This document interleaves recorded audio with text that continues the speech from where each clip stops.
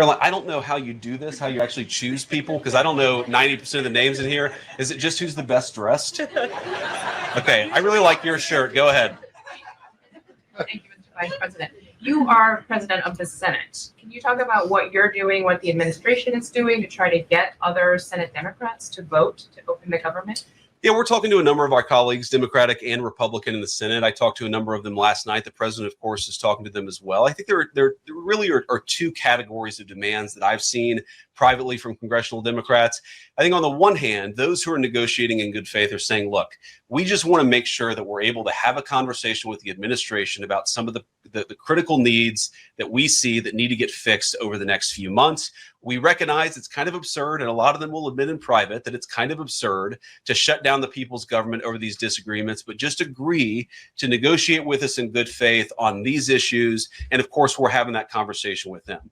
Then there's another category, people who say, give us everything we want or we're going to keep the government shut down. We just write those people off because they're not negotiating in good faith. And frankly, we don't need them. We've already got 3 more Democrats last night than I thought we would get.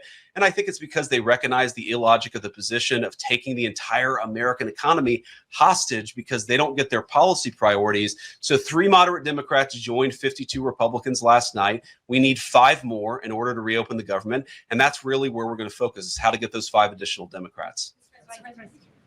Thanks, Mr. Vice President.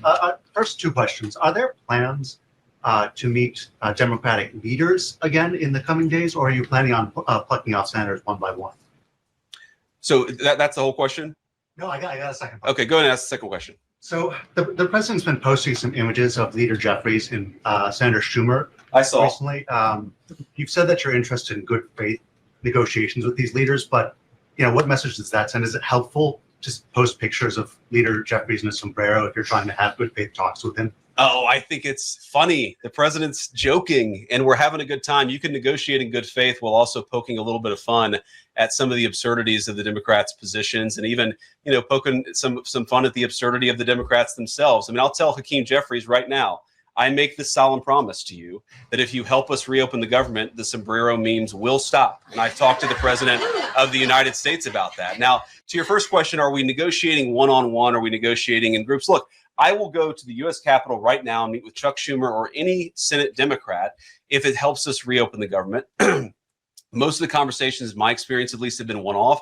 We're also, of course, relying on some of our Senate Republican colleagues who have good relationships across the aisle. We're going to do whatever we have to do is the answer. And I think it's tough to predict what shape this negotiation is going to take over the next few months. But I feel good about the fact that Democrats already realize privately the fundamental irrationality of their position. I hope that they're going to publicly acknowledge it and reopen the government.